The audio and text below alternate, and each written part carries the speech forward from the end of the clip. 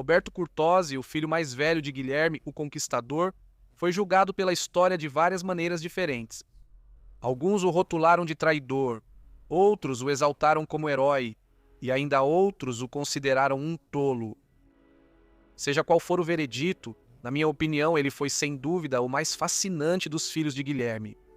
A amarga discórdia que surgiu entre Roberto, seu pai e seus irmãos não nasceu de brigas triviais. Ela estava enraizada em mágoas mais profundas que ecoariam pela história da Inglaterra e da Normandia. Outrora reconhecido como herdeiro dos domínios de seu pai, Roberto havia recebido a fidelidade jurada de poderosos senhores e barões. No entanto, o destino o levou por um caminho muito mais turbulento, que o faria se levantar em armas contra seu próprio pai, Guilherme, o Conquistador, e até mesmo enfrentá-lo em combate singular no campo de batalha. Sua vida se desenrolou com o drama de um conto épico. Ele viajou para o leste para se juntar à grande expedição da Primeira Cruzada, onde se destacou como um comandante capaz. Lá, ele desempenhou um papel notável na campanha que culminou na captura de Jerusalém das forças muçulmanas, uma conquista que garantiu seu lugar entre os guerreiros celebrados da época. No entanto, apesar desses feitos, a coroa da Inglaterra nunca repousou sobre sua cabeça. Seus irmãos mais novos, Guilherme II da Inglaterra e Henrique I da Inglaterra, governariam o reino cada um em seu tempo, enquanto Roberto, o primogênito, foi para sempre privado dessa honra. As razões estavam em grande parte nas amargas disputas, que há muito o separavam de seu formidável pai. Hoje vamos explorar a vida de Roberto Curtosi e descobrir por que o homem que um dia foi destinado a herdar o trono da Inglaterra acabou nunca o ocupando. Esta é a história dele. Roberto nasceu no ano de 1051, sendo o filho mais velho de Guilherme, o Conquistador, que na época governava como Duque da Normandia. Por meio de seu pai, Roberto traçava sua linhagem até o lendário líder viking Rollo, o primeiro governante de Rouen e ancestral da dinastia normanda. Sua mãe era Matilde da Flandres, uma mulher de herança distinta e poderosa. Ela era filha de Balduíno V, o conde da Flandres, um dos príncipes mais influentes de sua época, e de Adela da França, que por sua vez era filha do rei francês Roberto II da França. Por meio dessa linhagem nobre, Roberto estava ligado não apenas à casa governante da Normandia, mas também às grandes famílias aristocráticas e reais da Europa Ocidental. Em sua juventude, Roberto demonstrou coragem e considerável habilidade nos exercícios marciais esperados dos nobres de sua posição. No entanto, juntamente com essas qualidades promissoras, também havia falhas em seu caráter. Por vezes, ele era inclinado à ociosidade e possuía uma certa falta de firmeza que mais tarde moldaria o curso de sua vida. Guilherme, o Conquistador, viveu uma vida marcada por triunfos extraordinários e uma ambição implacável. Seus primeiros anos como Duque da Normandia foram marcados pela violência, enquanto nobres normandos rivais lutavam para controlar o jovem governante. Mesmo assim, Guilherme superou esses perigos, esmagando rebeliões de parentes e consolidando firmemente sua autoridade na Normandia. Na década de 1050, ele já era um pretendente formidável ao trono da Inglaterra, então governada por seu primo Eduardo, o Confessor. Quando Eduardo morreu no ano de 1066, a coroa foi tomada por Haroldo Godwinson, mas Guilherme insistiu que o trono havia sido prometido a ele e que Haroldo havia jurado apoiar essa reivindicação. Mais tarde, naquele ano, Guilherme invadiu a Inglaterra e conquistou uma vitória decisiva, conhecida como a Batalha de Hastings, onde Haroldo foi morto. No dia de Natal do ano de 1066, Guilherme foi coroado rei. Seu governo foi mantido tanto pela força quanto pela crueldade. As rebeliões continuaram, principalmente aquelas em torno de Edgar, o Atheling, o último herdeiro masculino da antiga Casa Real. Guilherme reprimiu a resistência com força brutal, culminando na terrível devastação do norte, quando vastas regiões foram arrasadas e milhares pereceram. Tamanha era a reputação imponente de Guilherme, um conquistador, um guerreiro e um rei, que seu filho mais velho, Roberto, cresceu vivendo firmemente à sombra de um dos maiores e mais formidáveis governantes do mundo medieval. Desde cedo, Roberto detinha o título de conde e ocupava um lugar de honra na corte de seu pai. Em 2 ocasiões, os barões normandos juraram fidelidade a Roberto como futuro governante e ele foi formalmente reconhecido como herdeiro de seu pai. Ele também era o senhor nominal de Maine e há evidências de que, em 1077, foi investido cerimonialmente com o Ducado da Normandia. Essas honras eram basicamente simbólicas.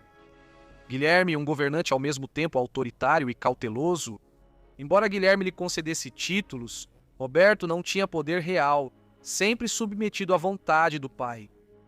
Para Roberto, cercado por jovens nobres ambiciosos e privado de responsabilidades significativas, essa situação se mostrou profundamente frustrante. Como qualquer príncipe destinado à grandeza, ele ansiava por independência, uma casa própria, rendas e a autoridade adequada a um futuro rei. Guilherme, temendo que tal poder pudesse enfraquecer seu governo, recusou o pedido. O ressentimento foi crescendo aos poucos. Incentivado por seus jovens companheiros imprudentes, o jovem príncipe aproximou-se de seu pai e exigiu ousadamente que o governo da Normandia lhe fosse entregue imediatamente. Guilherme recusou sem hesitar, declarando que a Normandia era sua por herança e a Inglaterra por conquista. Nenhum dos dois seria entregue antes da hora. Embora a questão tenha terminado em raiva e não em revolta aberta, um insulto final logo empurrou Roberto para a rebelião. De acordo com o cronista Orderico Vital, os irmãos mais novos de Roberto, Guilherme II da Inglaterra e Henrique I da Inglaterra, certa vez zombaram dele esvaziando um penico sobre sua cabeça. Humilhado e enfurecido, Roberto explodiu em uma briga violenta que só pôde ser interrompida pela intervenção de seu pai. Quando Guilherme se recusou a punir os príncipes mais novos, Roberto sentiu que sua honra havia sido gravemente ferida. Naquela mesma noite, ele reuniu seus companheiros leais e cavalgou até Rouen, tentando tomar o castelo de surpresa. Ao fazer isso, ele havia cruzado a linha para a rebelião aberta. Guilherme ordenou rapidamente a prisão dos conspiradores, espalhando medo entre suas fileiras. Alguns foram capturados, enquanto outros fugiram além da fronteira. A crise só se aprofundou quando Guilherme descobriu que sua própria esposa, Matilde de Flandres, estava secretamente enviando dinheiro para o filho rebelde deles. Logo, Roberto conseguiu o apoio de Filipe I da França e juntos reuniram uma força formidável. Guilherme agora foi obrigado a agir. Bandos rebeldes assolaram as fronteiras nordeste da Normandia, espalhando medo pelo campo. Determinado a esmagar a revolta, o rei marchou no rigoroso inverno do ano de 1078 e cercou a fortaleza de Gerberoi. Por 3 semanas o cerco se arrastou. De acordo com os costumes da época, cavaleiros de ambos os exércitos lançaram desafios formais e violentas escaramuças e romperam entre guerreiros escolhidos. Por fim, os defensores de Gerberoi lançaram um ataque repentino e ousado, atraindo o exército sitiador para uma batalha em campo aberto. Em meio ao caos da luta, pai e filho se encontraram frente a frente. O conquistador envelhecido, endurecido por inúmeras campanhas, foi mesmo assim superado por seu oponente mais jovem e ágil. Guilherme foi ferido no braço ou na mão e seu cavalo foi morto sob ele. Um relato conta como um fiel servo inglês chamado Toshig correu com outro cavalo para salvar o rei, apenas para ser abatido momentos depois por uma flecha inimiga. Outra tradição afirma que Roberto, reconhecendo a voz de seu próprio pai na luta, desmontou e ofereceu seu próprio cavalo para que o rei ferido pudesse escapar. O exército real foi derrotado, muitos foram mortos ou capturados, entre eles o irmão de Roberto, Guilherme II da Inglaterra, que ficou ferido durante a luta. Foi uma derrota completa e as forças de Guilherme fugiram do campo de batalha. A derrota foi uma humilhação amarga em um reinado que, de outra forma, foi marcado por triunfos. O historiador Guilherme de Malmesbury mais tarde descreveria isso como o único verdadeiro desastre da carreira do conquistador. Enfurecido tanto pela traição quanto pela desonra, tendo sido ferido e derrubado do cavalo pelo próprio filho, Guilherme teria lançado uma terrível maldição sobre Roberto. Ele também jurou deserdá-lo para sempre. Embora o rei mais tarde tenha se abrandado e concedido um perdão relutante, muitos acreditavam que a sombra daquela maldição permaneceu.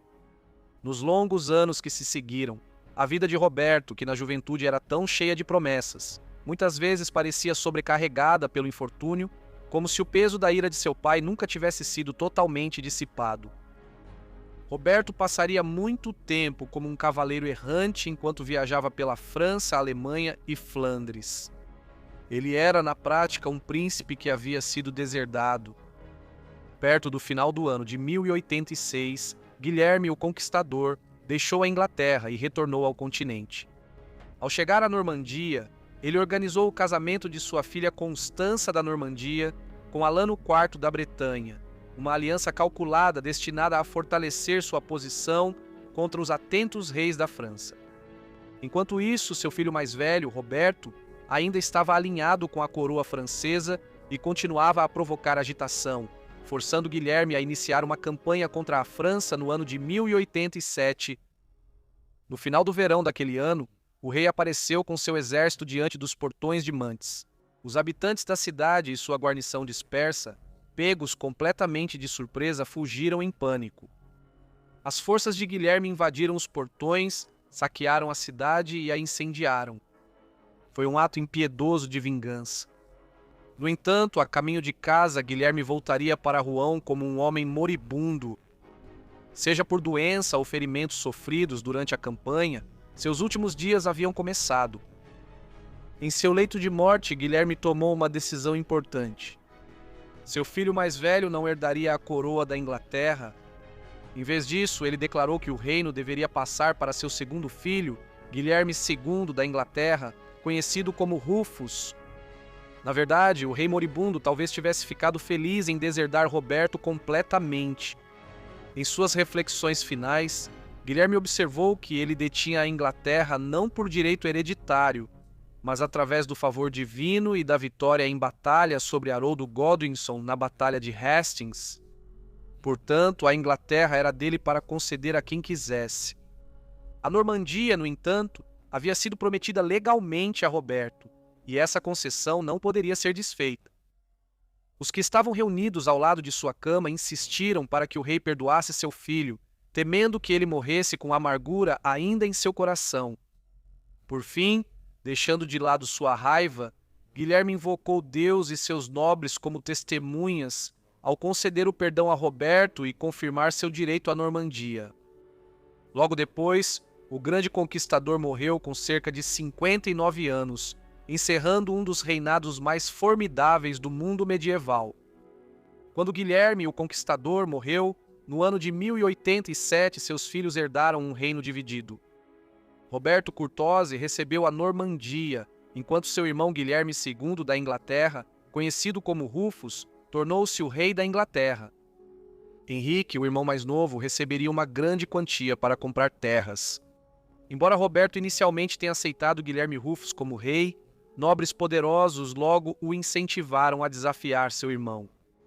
O principal entre eles era Odo de Bayeux, o ambicioso bispo de Bayeux.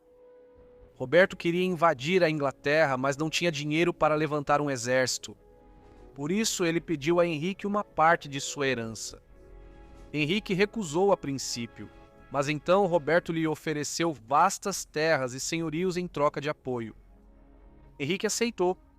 Assim, o filho mais velho e o mais novo do conquistador se uniram em uma conspiração para derrubar o irmão do meio e tomar seu trono. No verão do ano de 1088, barões rebeldes por toda a Inglaterra se levantaram em nome de Roberto. Eles devastaram as terras dos apoiadores do rei e fortaleceram seus castelos, enchendo-os de suprimentos.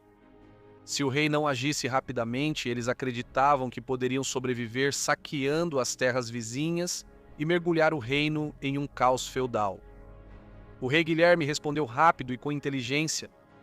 Primeiro, ele dividiu os rebeldes, oferecendo generosas recompensas em terras e riquezas àqueles que permanecessem leais a ele. Em segundo lugar, ele apelou diretamente ao povo inglês, prometendo-lhes as melhores leis que já existiram nesta terra, o que ajudou a reunir apoio para a causa real. Por fim, ele liderou pessoalmente suas forças contra os rebeldes. Após um cerco de 6 semanas, ele capturou o castelo de Pevensey, em Sussex, e fez Odo prisioneiro. Enquanto isso, as tropas que Roberto enviava da Normandia foram dispersas por tempestades no canal e nunca chegaram à Inglaterra. Guilherme marchou até o castelo de Rochester, em Kent, onde vários rebeldes estavam reunidos. Com Roberto incapaz de ajudá-los, eles foram forçados a se render, e a rebelião rapidamente entrou em colapso. Alguns dos barões leais de Guilherme o aconselharam a mostrar misericórdia, lembrando-lhe que o inimigo de hoje poderia um dia se tornar um aliado útil, uma opinião posteriormente registrada pelo cronista Orderico Vital. Diversos rebeldes derrotados fugiram para a Normandia. Odo, que já foi o homem mais rico da Inglaterra, foi despojado de sua riqueza e banido para sempre. Guilherme enfrentou as consequências pragmaticamente. Os nobres que ele precisava foram perdoados, os ainda perigosos foram afastados. As propriedades confiscadas foram tomadas pela coroa e redistribuídas entre os apoiadores leais do rei, fortalecendo seu governo e encerrando a revolta. No ano de 1096, Roberto deixou de lado as brigas de sua juventude e atendeu ao chamado da Primeira Cruzada. Juntando-se à grande expedição para ajudar o Império Bizantino contra os turcos seljúcidas e reconquistar a cidade sagrada de Jerusalém. Embora fosse um príncipe de alta posição, Roberto estava sem dinheiro e, para financiar a viagem, hipotecou o Ducado da Normandia ao seu irmão Guilherme II da Inglaterra. Seja por cálculo ou conveniência, Guilherme concordou, enviando assim seu inquieto irmão mais velho para o leste em uma das aventuras mais perigosas da época. Roberto reuniu um exército formidável e uniu forças com outros grandes senhores da cruzada, incluindo Roberto II, o Conde de Flandres, e Estevão II, o Conde de Blois. Seus exércitos marcharam pela Europa e pela Ásia Menor, chegando finalmente no ano de 1097 à magnífica cidade de Constantinopla, onde foram recebidos com honra pelo imperador Aleixo I. Lá, os príncipes cruzados juraram solenemente devolver as antigas cidades bizantinas ao domínio do imperador e reconhecer sua soberania. Logo depois, Roberto juntou-se ao principal exército cruzado que sitiava a cidade de Niceia, que caiu em junho do ano de 1097. Pouco tempo depois, na feroz batalha de Dorileia, em 1º de julho, Roberto comandou parte da vanguarda cruzada quando ela foi subitamente cercada pelas forças turcas. Os normandos e seus aliados enfrentaram uma luta desesperada sob o sol escaldante do verão. Quando a cavalaria inimiga avançou ao redor deles, os homens de Roberto formaram um círculo defensivo fechado e lutaram com uma disciplina notável, mantendo suas posições por horas até que o restante do exército cruzado chegasse e virasse o rumo da batalha para uma vitória decisiva. A coragem e a liderança de Roberto foram novamente demonstradas durante o cerco brutal de Antioquia e em um dos episódios mais desesperadores da cruzada. O cerco se arrastou por meses e quando a cidade finalmente caiu no ano de 1098, os próprios cruzados logo foram cercados por um vasto exército muçulmano de reforço. Na feroz batalha que se seguiu, Roberto comandou as forças normandas e inglesas na linha de frente. Os cruzados lutaram com uma determinação extraordinária e, por fim, destruíram o exército inimigo, garantindo uma das vitórias mais dramáticas de toda a campanha. À medida que a cruzada avançava para o sul em direção ao seu objetivo sagrado, Roberto acabou se juntando ao exército de Godofredo de Bulhão durante o avanço sobre Jerusalém. Os cruzados chegaram à cidade sagrada em junho do ano de 1099, mas enfrentaram um desafio assustador. O exército deles não tinha madeira nem materiais para construir máquinas de cerco. Roberto liderou pessoalmente os esforços para reunir madeira do campo ao redor, permitindo que os cruzados construíssem as grandes torres de cerco que seriam decisivas. No dia 15 de julho do ano de 1099, após semanas de combates desesperados, os cruzados lançaram seu ataque final contra as muralhas de Jerusalém. Imponentes máquinas de cerco avançaram sob uma tempestade de flechas e fogo. Escadas foram erguidas, portões arrombados, e guerreiros lutaram corpo a corpo sobre as muralhas. Por fim, as muralhas foram rompidas e os estandartes dos cruzados se ergueram acima da cidade sagrada. Roberto Curtose estava entre aqueles que entraram em Jerusalém naquele dia, compartilhando uma das vitórias mais marcantes do mundo medieval. A cruzada atingiu seu clímax final um mês depois, na Batalha de Ascalão, em 12 de agosto do ano de 1099. Roberto comandou parte do centro dos cruzados na batalha contra o exército do vizir fatímida Al-Afdal Shahanshah. Lutando ferozmente no auge da batalha, Roberto teria derrubado o porta-estandarte egípcio e capturado a grande tenda de comando do vizir, um símbolo dramático da vitória. Ao final da cruzada, Roberto Curtose havia transformado sua reputação. Antes conhecido principalmente por brigas e rebeliões, ele provou ser um comandante corajoso, um guerreiro habilidoso e um príncipe capaz de trabalhar ao lado de muitos líderes rivais. O cumprimento de seus votos de cruzada foi um triunfo pessoal e, por um momento ao menos, o filho que por muito tempo viveu à sombra do conquistador conquistou uma glória digna de seu nome. Guilherme Rufo morreria misteriosamente em um acidente de caça na Nova Floresta no ano de 1100. O trono inglês ficou subitamente vago, mas Roberto Curtose, o irmão mais velho e legítimo pretendente aos olhos de muitos, ainda estava retornando da primeira cruzada e permanecia longe da Normandia. Aproveitando o momento, seu irmão mais novo, Henrique, agiu rapidamente. Em poucos dias, ele garantiu o tesouro real em Winchester e fez-se coroar rei da Inglaterra. Quando Roberto chegou à Normandia naquele setembro, a oportunidade já havia escapado. Apesar de ainda ter alguns apoiadores na Inglaterra, eles logo foram subjugados por Henrique e seus aliados. A vantagem de Henrique estava na sua rapidez. Um longo atraso enquanto Roberto viajava do leste poderia ter deixado o reino perigosamente sem liderança.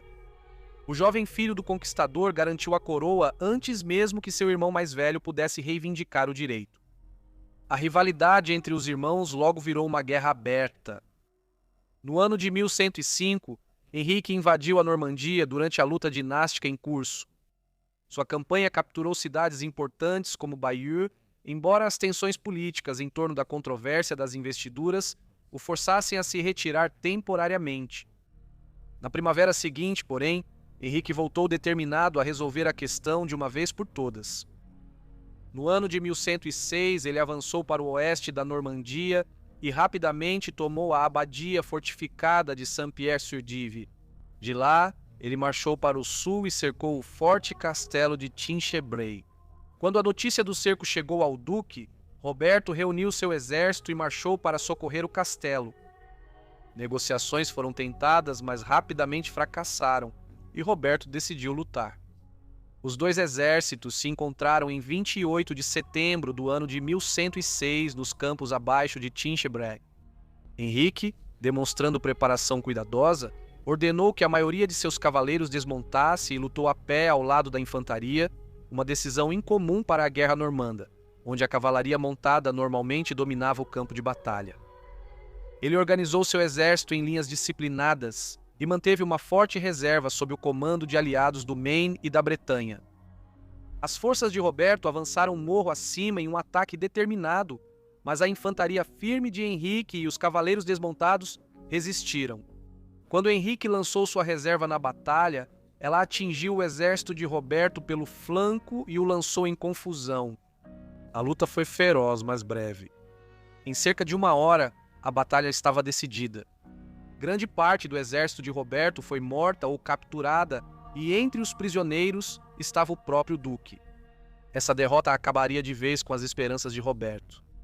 Henrique agora assumiu o controle da Normandia, reunificando as terras que antes eram governadas por seu pai, Guilherme, o Conquistador.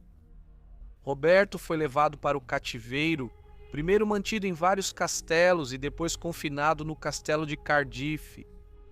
Lá ele ficaria pelo resto da vida.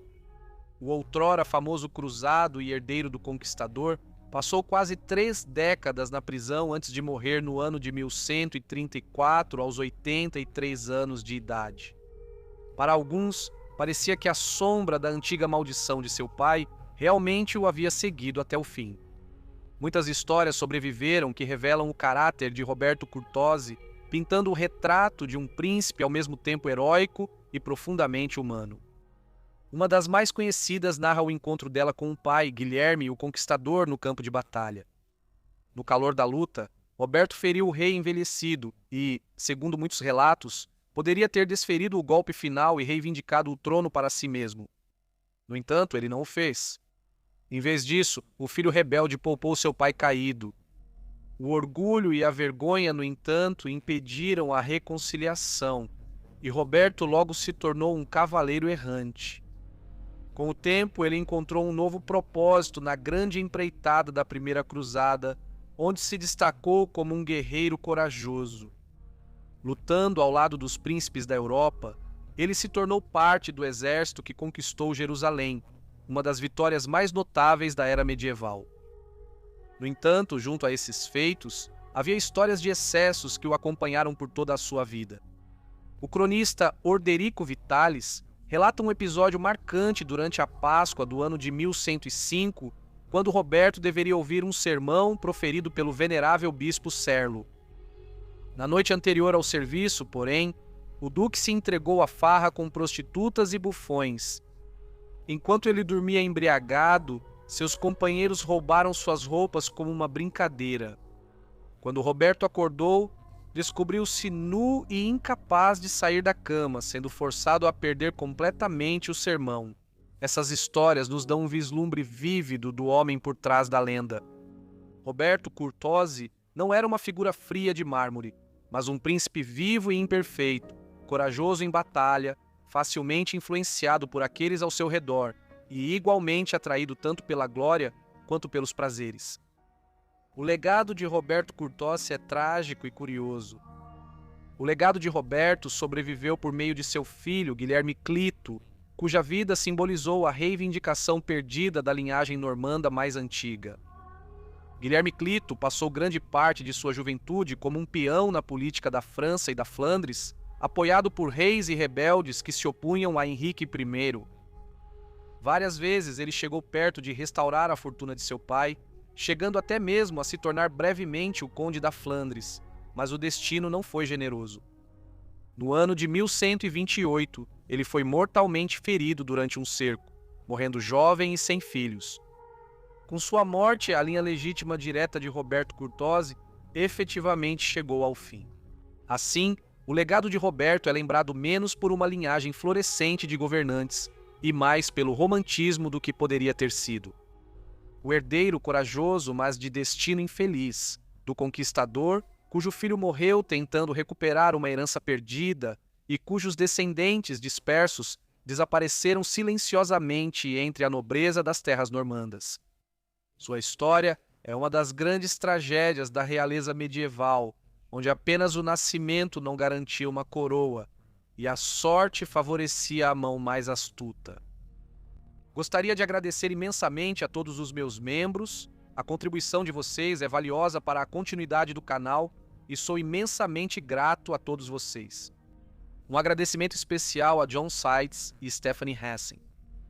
Espero que todos tenham gostado do vídeo. Se gostaram, não esqueçam de curtir, se inscrever e compartilhar.